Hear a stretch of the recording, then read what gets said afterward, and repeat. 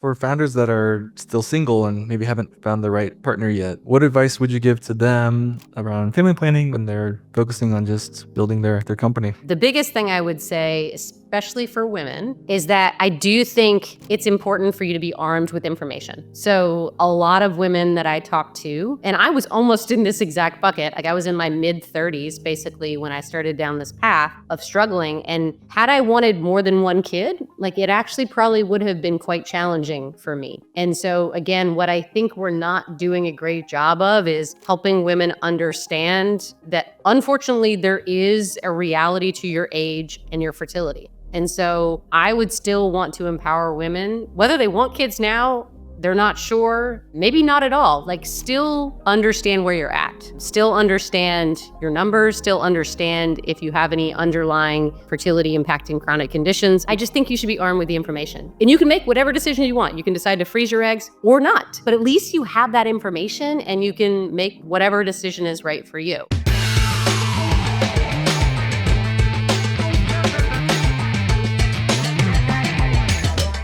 Jessica, welcome to Founders and Empanadas. Thanks so much for coming on. Thank you for having me. I am thrilled to have some empanadas. I haven't had some in a while, so this is a great excuse. Okay, let's dig in. What flavor are you rolling with today? All right. So I think what I have is ham and cheese. And this one looks to be, I think, all mushroom, which I'm digging. That's the one I think I like more. Yeah, but they're both quite good. So Okay, I'm a fan. I'm also a big fan of your jacket you got on. You want to give the audience a little spin? mm, happy to. So if it's not totally clear by any introduction of me, I work in the fertility and family building space. So as a result, myself, my entire team have a lot of things that have uteruses, sperm, eggs on them.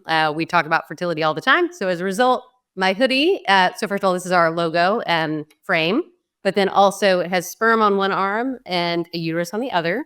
I also have my uterus headband here somewhere. So yeah, we talk about fertility and family building very openly. I think one thing we're trying to do is not make people feel like they have to hide challenges that they're having. And we don't want this to feel like a area where you have shame. And so we want to talk about it and we want to encourage others to talk about it too. That's the best company swag I've ever seen. I'm wishing I had a headband right now for the episode. I may have to send you one. It is purple and pink, so it would look fantastic on you. Amazing. So I feel very confident you need one.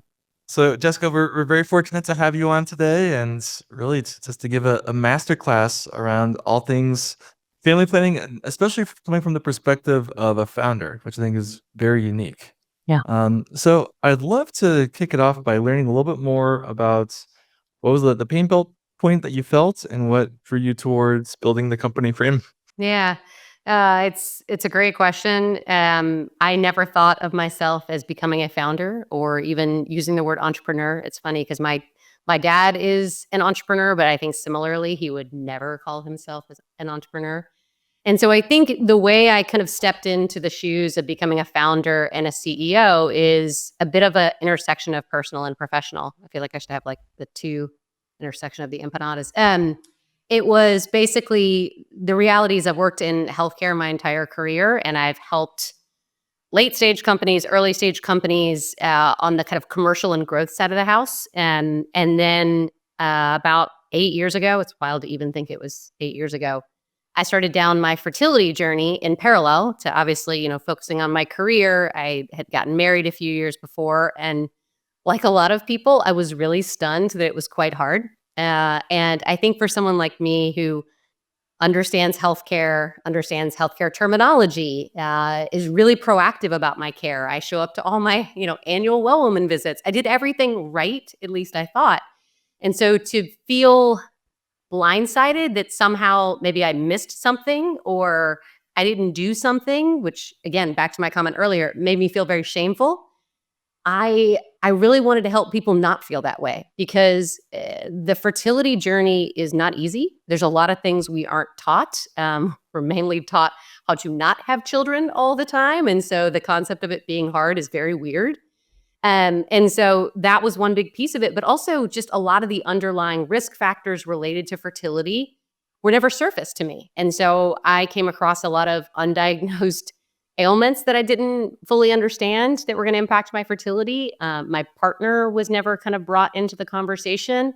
And then we went through fertility treatment, which was really high cost and mentally really challenging, physically really overwhelming. And it was many years that I went through it. But fortunately, I'm one of the lucky ones. I got to the other side of it and I have a child, which is fantastic. But I really felt myself reflect and say, like, I don't know how anyone else gets through this. I barely made it through, it felt like. And it was very challenging, not only fertility wise, but a lot of my complications challenged my pregnancy and my postpartum experience. And so I really left feeling like I want to help others. I want to do something in this space that's going to give back to people and make sure that they have the support they need, because I think this is too hard. And then the final piece I'll say is probably the thing that really pushed me and or us over the ledge is around the time that I was finally pregnant and I was starting to have these thoughts. COVID hit and I was actually in a career transition as it was. And so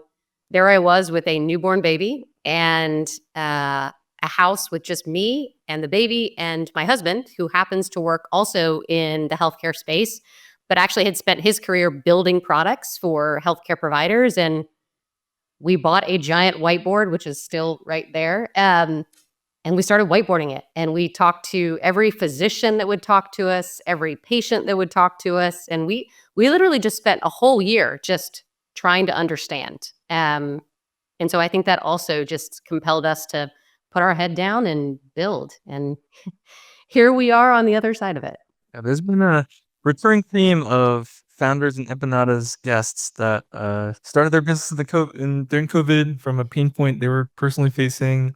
Anything from like a restaurant owner that created restaurant SaaS to even myself, creating outsourcing, but that prioritizes mental health from my challenges with mental health. And very cool to hear your personal story. Jessica, I'd love to dive a little bit more into just the dynamics of starting a business with your husband and what that journey has been like for you. Yeah, it's totally wacky because funny enough, he and I both come from families that had complex family business history. And I'll just leave it at that. And so in many ways, I feel like the two of us would have said, "Oh wow, family businesses. That's got a lot of drama in it." And here we are, building a company together, which is totally bananas. So there are a lot of reasons why it is challenging, because very frankly, like you kind of can't escape the kind of job that you have together. I mean, literally.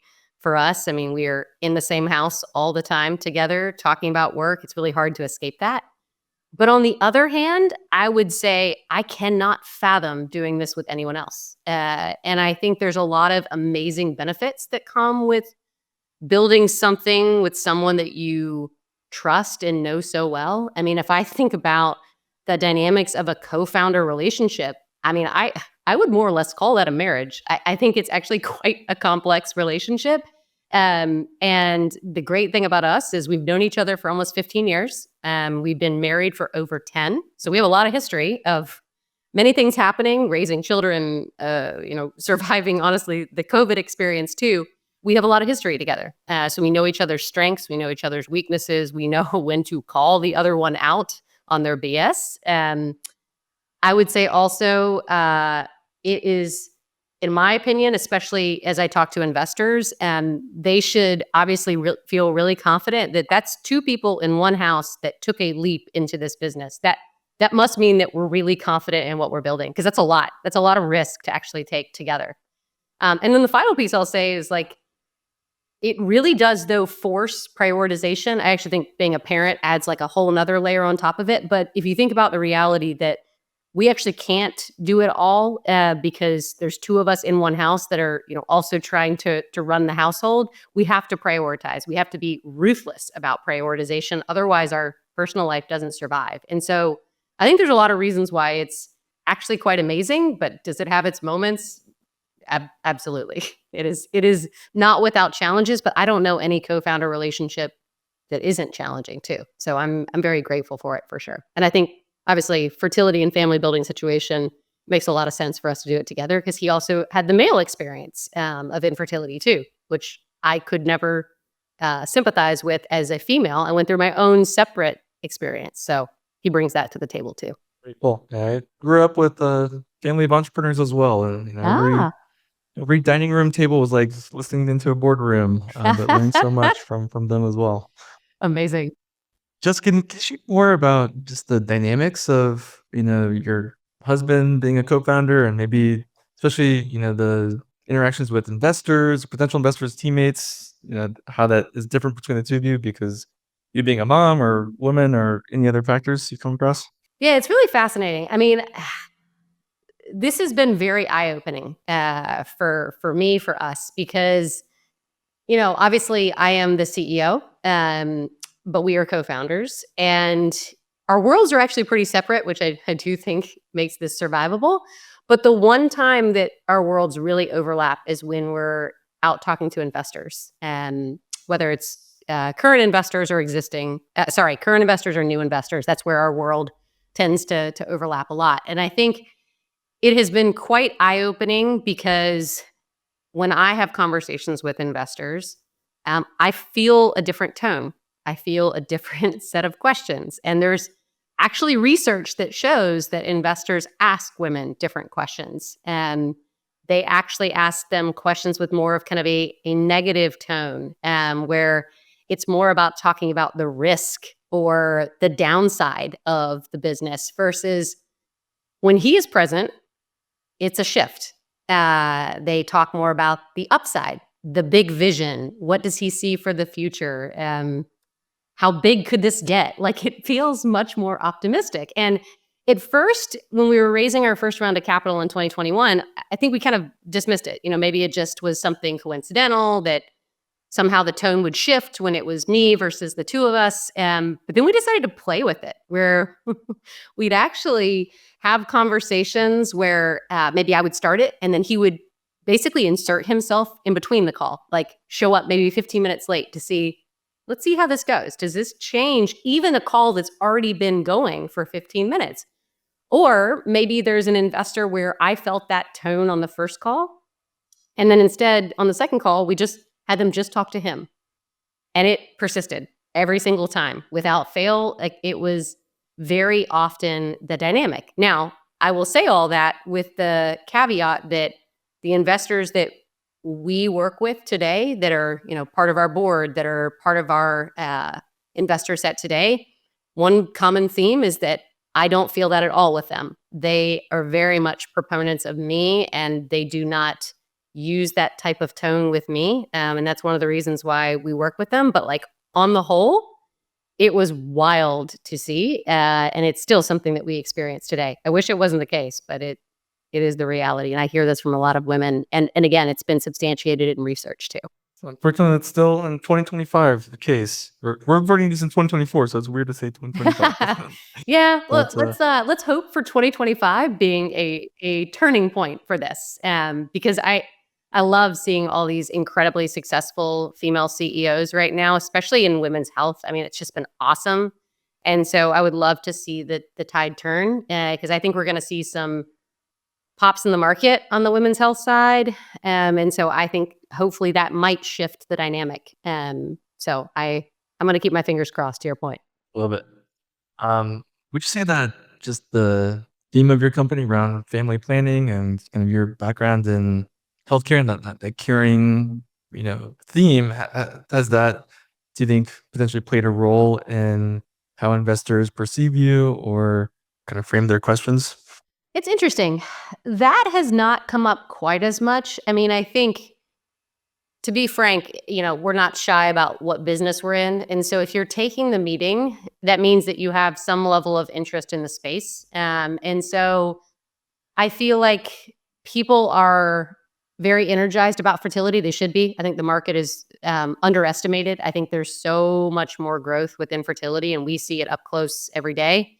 And so I don't think that's played a role as much. I won't, speak for them directly, but I have, heard of some founders that when they're pregnant and or going through fertility challenges, they can often feel like that's hard to talk about with investors. And I will just say, like, it's interesting because, obviously I got to start a company postpartum, but, I'll be blunt, I was breastfeeding for 18 months after I gave birth, and thus breastfeeding, like, while doing investor pitches. I'm sure I was probably on an investor call, maybe like pumping, which is probably too much information, but like probably the case, right? But the good news is I didn't actually have to tell anybody. I didn't have to like show anybody. So I feel for people that like are out on the road now fundraising in person, either pregnant or postpartum, because I do worry that actually that is something that sometimes is frowned upon. And people worry about, well, are they going to be able to focus on the business? And I think that's 110% not true.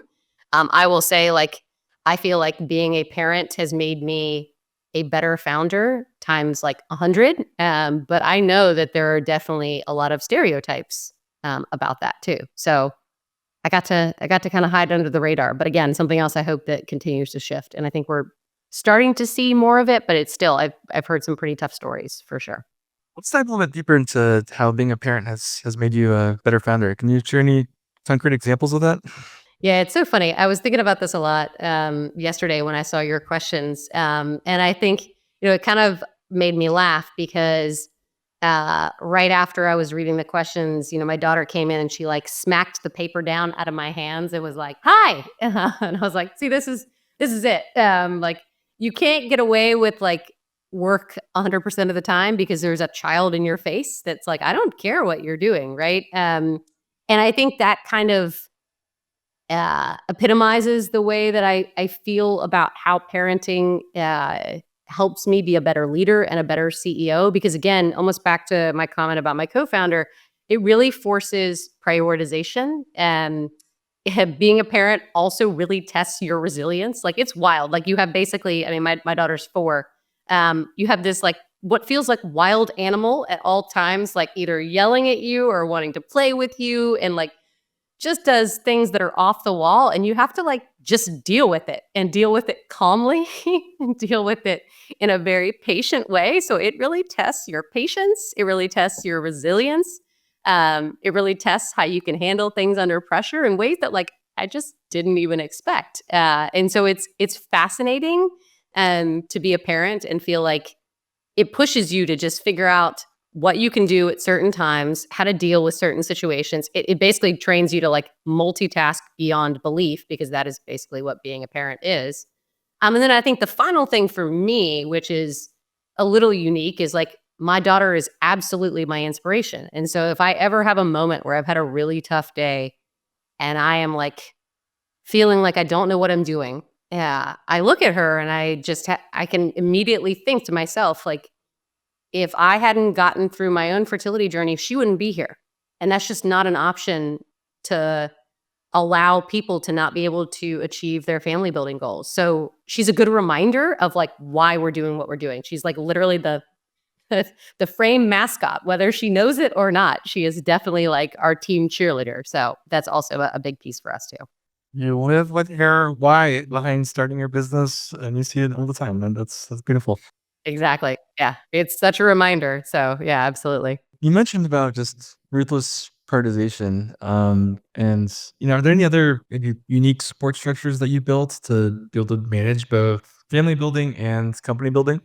Yeah. I mean, I feel like I could talk about this all day. Eh, Being a parent generally, like, is so hard. I mean, I'll just give you an example. This week alone, I think there's, like, 8 or 9, like, little things that we have to do differently as a result of it being the holiday week before they're out for 2 weeks. Like, we had different drop-off times, different drop-off locations. There's, like, a holiday event tomorrow at 2:45, which is, like, very inconvenient.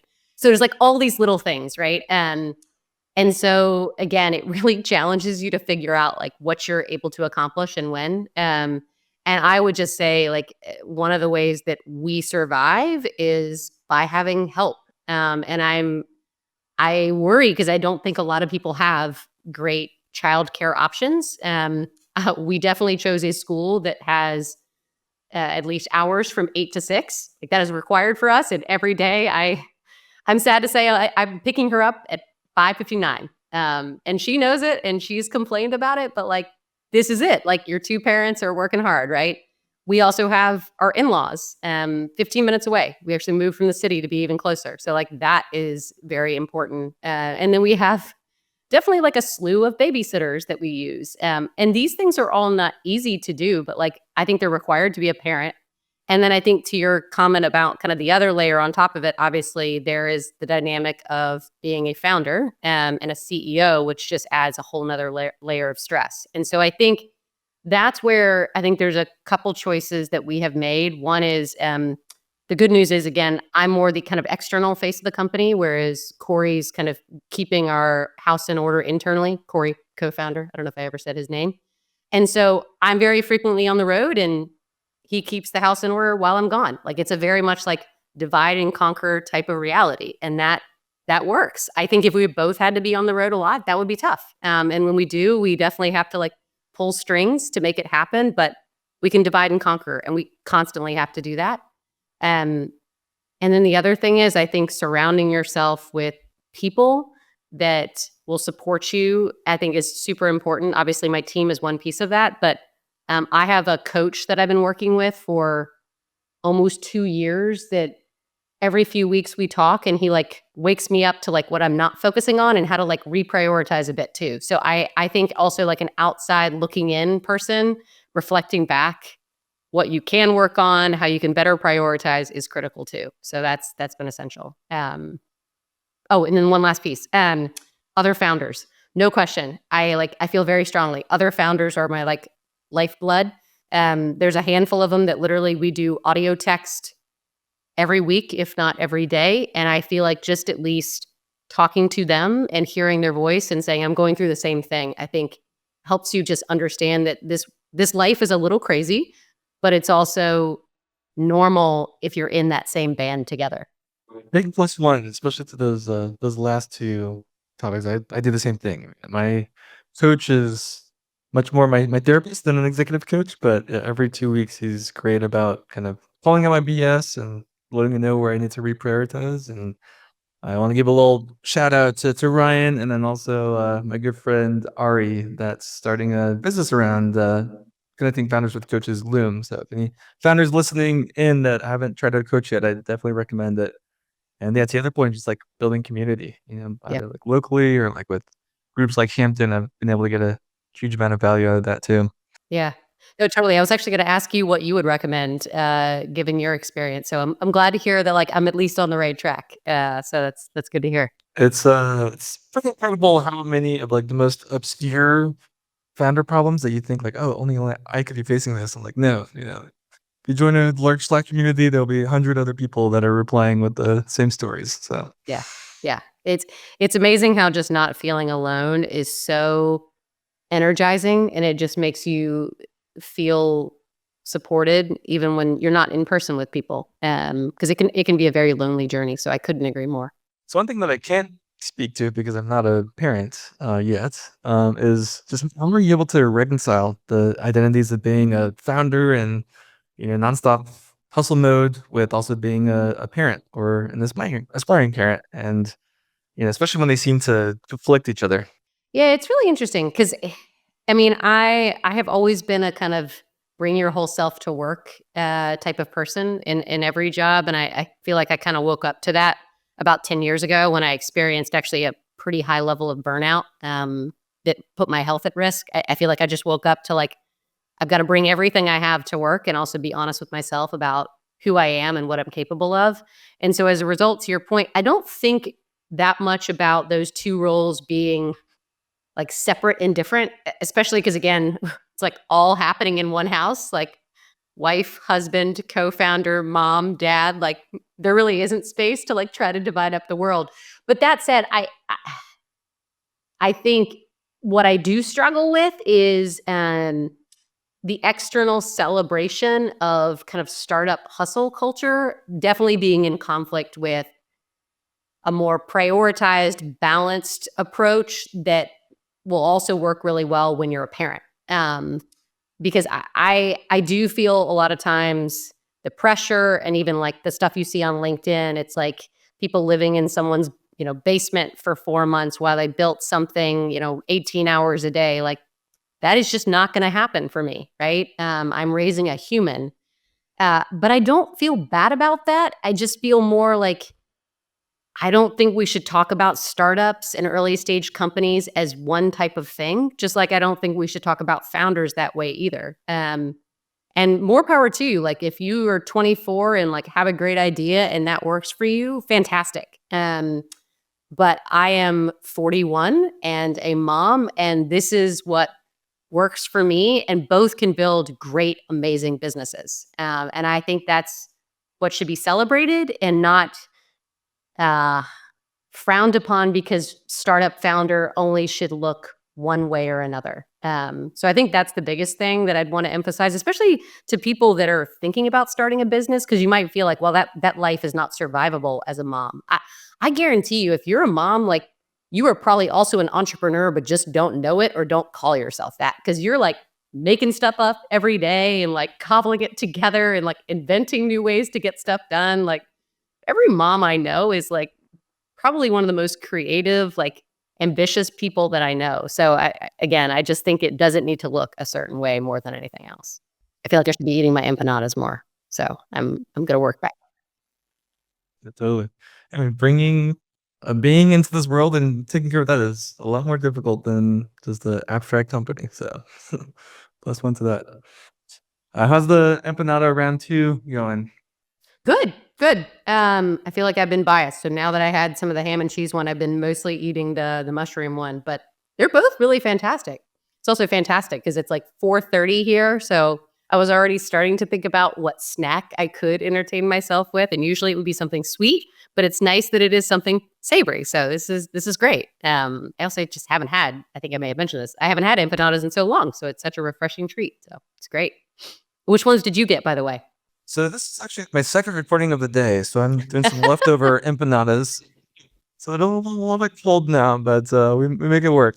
I love it. I love it. Well, I need all your tips for the ones in the Bay Area in particular, because again, I feel like I've lost track of like good restaurants in the Bay Area too. Because now we're out in the burbs, and I feel like I'm out of touch with what the city has too. Yeah, I'll send you some recommendations for this. Awesome. Definitely get some good spots. Nothing better though than being in Colombia and getting the real thing. Yeah, I can imagine. Awesome, Jessica. I'd love to learn a little bit more about just how you're able to create a company culture that supports team members and their family building journeys, and maybe what are some things that other companies can learn from Frame? Yeah, I mean, I really appreciate that question because again, back to my comment about at least my style. One thing I was really keen on when we started building Frame is again to like echo this theme of like bring your whole self to work. And I'm happy to talk about this as much or as little as you want. But again, I think in prior jobs, I felt like I really just needed to like put my head down and execute and deliver. And that's all there was to it. I didn't need to talk about what else was going on in my life or what else was happening for me. And after doing that for about 10 years, I mean, I physically collapsed at work. It was not a pretty thing. And I had to be more honest with myself about what I was capable of and what was physically possible, but also what was going on in my life and what kind of led to that imbalance. And there was a lot of health issues and some family things going on. And so as a result, again, when I thought about building the culture at Frame, I definitely wanted to frame it, I guess, pun intended, as a place where you could bring your whole self to work. And I think that very much rings true as it relates to fertility and family building. Most of us on the team have gone through some sort of fertility challenge or some sort of fertility experience, whether it's, egg freezing or IVF, or maybe it's just something that we're planning for in the future. And we talk about those things as much as people want to. They don't have to, but we talk about them. And so as a result, like I want people to feel like this is a family friendly place, whether you want kids now or you want kids in the future. So like, let's talk about what you're struggling with, but also like how we can create a culture where when you do get to that point, or maybe you're already at that point, that we have an environment where those stories are welcome. And again, I would say like for those of us that are on the other side of it, I mean, we have a working moms Slack channel where we talk about all the craziness and things that go on being a parent. Sadly, it is just moms. We probably should open that up. That's a miss on my end. And we also have benefits and provide time off that support this type of reality too. So whether it is parental leave, which we have a great parental leave policy, or time off if you suffer from a miscarriage or you're dealing with other things in your life, like we are very much, again, a place where when you need space and you need time, like we want you to take that time, because what I love about Frame is the people. And that's always going to be the kind of core of any company is the people, like hands down. And so I want this to be a place where you can talk openly, but also you want to stay. Like I am just jazzed for people that have been on the team, 3-4 years. And similarly, like investors and advisors that have been with us from the very, very beginning too. And so I think it's all about how do you create an environment where you feel supported more than anything else, and you feel like you're heard and listened to, and that's the kind of place that I want to build. One of my favorite stats about my company in New York is just how many teammates have had kids while working here. And it's something I never really talked about. I just thought of it now, but like the New York onesies that we send out that we're just hitting 9. We're close to double digits on the onesies. I love it. That's awesome. How about on the frame side? What's your company's number? Yeah, the vast majority of people on our team have kids. There's probably a handful that don't, but again, even those have had some sort of experience with fertility. So I would say we're more on like the 80% side, have some kids on the team. So we're pretty heavily weighted on that front. And so people are done building their family, and some are still in progress. And so we obviously welcome both sides of the equation. I mean, we are definitely done. I don't know how we would fit anything else into our life, but I mean, it's something where again we want to embrace wherever people are in their journey. Well, how about open you are, Jessica, with just your family building journey, and we're curious how has that openness with sharing affected your leadership style with your team? Yeah, I mean, I am very open to your point. I've even gotten more open since starting this company on social media, which I will tell you, like I have a love-hate relationship with social media. I really struggle with it, and it has definitely impacted my mental health in the past. So I have to be really careful with it. But typically, when I am vulnerable on social media, it is always received positively. So it's more about me overcoming my fears of it. But the messages I get when I talk about my fertility challenges, or even just like the challenges of being a parent and a founder, it's so heartwarming. And so at every juncture where I have been vulnerable, it has always netted something positive. And I'm sure there are maybe investors, maybe customers. I doubt it, but maybe people that I've met externally that are not as excited about how open I am. But at the same time, like those are probably people that I shouldn't be working with. And so it's totally okay by me. I think it's all about finding your people, and that's just who I am. And I actually think being a founder and a CEO has brought that out way more in me than I would have ever expected. It's terrifying, like all the time. And sometimes I really wonder if I should be doing it, but it has always been met positively. I mean, we've gotten angel investors off of LinkedIn as a result of it. We've gotten team members, we've gotten customers off of not the company sharing things, but me sharing my own personal story, which is just wild. So again, it has typically netted something positive. And I hope our other team members would echo that they feel like it's an open place to work too. Seen the same thing. That often the things that need to be said the most, the things that go unspoken, and just being open about it, especially in such a public space like LinkedIn. It's terrifying, but it tends to get such a great reaction. And it's interesting, how I think in my case, being a founder has made it a lot easier to like talk about depression and mental health in my life because I don't have like a potential manager or employer that might think of me differently by saying those things. Yeah, So it's the dynamic has in some ways made it a lot easier being a founder. that's amazing. Yeah, I wonder if I wonder if there's something that happens on the journey that kind of compels you to get there. Um, Because in the beginning, I definitely wasn't this way, publicly at least. Like internally with the team, I've always been this way.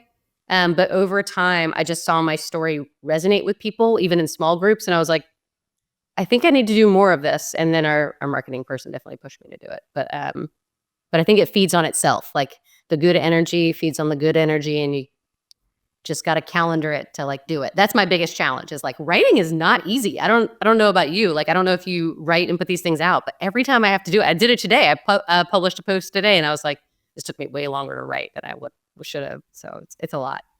ChatGPT has helped me.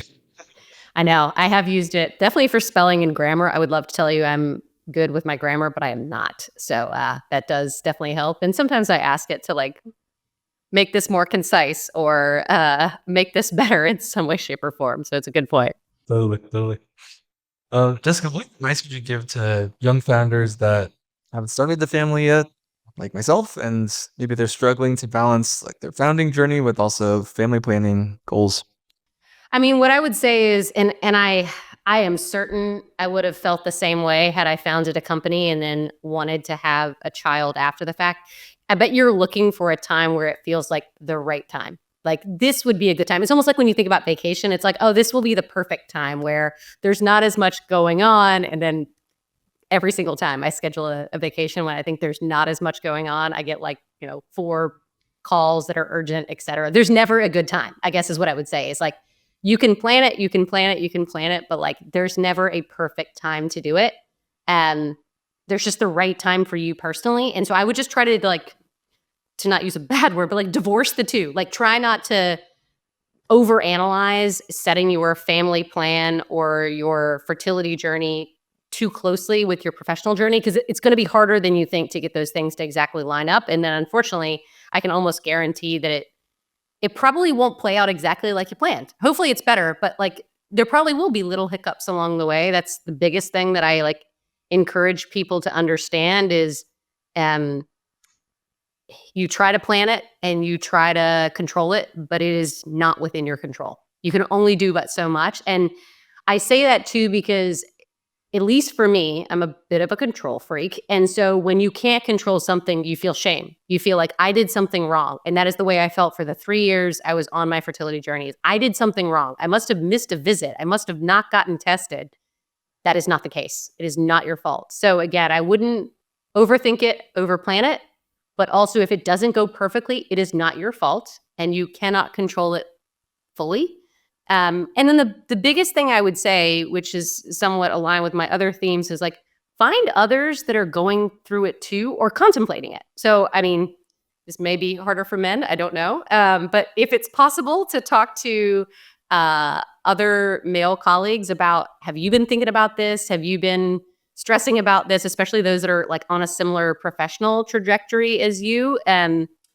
Again, I think it will really help to talk through with other people so you don't feel alone and that you also feel like it's possible. That's probably one of the other really big aha moments as a founder generally is sometimes I looked too far out for other founder examples. Like as I was starting, a pre-seed company, I was like talking to founders that were like Series C and Series D and like getting these lessons. That's too far away. Like it's not realistic. Like their learnings are not quite where you are. And so my biggest like overarching feedback for anybody that's like struggling with the balance of being a founder no matter what is find someone that's like 1 or 2 steps ahead of you that has had a similar type of journey and talk to them because they're the one that's going to have the freshest set of takeaways, learnings, feedback for you that probably is going to be more instantly impactful. So again, whether it's about family building, whether it's about like mental health, whatever it is, like I really do find a lot of peace talking to founders that are either in my same lane or like 1 or 2 steps ahead. So that might be a useful tactic in this instance too. Wait, I love the framing around. I keep using the word frames. I know, believe me, it'll keep happening. Like there's a reason why we called this company Frame. It was not the original name, to be fair. And my co-founder came up with it, but like we just kept saying it. We're like, well, what if you frame it this way? Like believe me, it will keep happening, and it's great.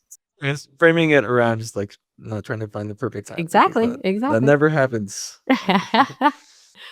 Jessica, I'm also curious, for founders that are still single and maybe haven't found the right partner yet, what advice would you give to them around family planning when they're focusing on just building their company? Yeah, I mean, again, back to my other comment, like there's no right or wrong way to do this. The biggest thing I would say, especially for women, is that I do think it's important for you to be armed with information. So a lot of women that I talk to, and I was almost in this exact bucket. Like I was in my mid 30s, basically, when I started down this path of struggling. And had I wanted more than one kid, like it actually probably would have been quite challenging for me. And so, again, what I think we're not doing a great job of is helping women understand that unfortunately there is a reality to your age and your fertility. And so, I would still want to empower women, whether they want kids now, they're not sure, maybe not at all. Like, still understand where you're at. Still understand your numbers. Still understand if you have any underlying fertility impacting chronic conditions. I mean, candidly, this is what Frame does. We do a fertility assessment and testing. But like, I just think you should be armed with the information, and you can make whatever decision you want. You can decide to freeze your eggs, which is not necessarily a guarantee, but it's a path, or not. But at least you have that information, and you can make whatever decision is right for you. And the same set of conversations is happening more with men because we're seeing a lot of declines on the semen analysis results side, just as a generation for reasons that we think we understand, but we're not quite sure about. So the concept of sperm freezing is becoming more common. It's still kind of evolving from a research perspective, but again, I just wish these conversations were being had in the same vein of like planning other things. Like you have goals for your career.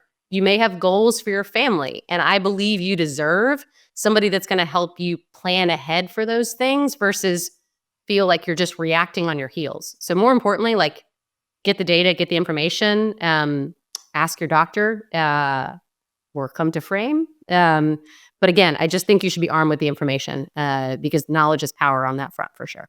Okay. And why don't you say, how can founders support other founders here? In terms of with being single, or what was the specific? Yeah, specifically around people that are still single, but they want to have a family one day. Yeah. I mean, it's pretty amazing. I'm in quite a few, gosh, I think I have like 15 different Slack groups. I can see it on my screen.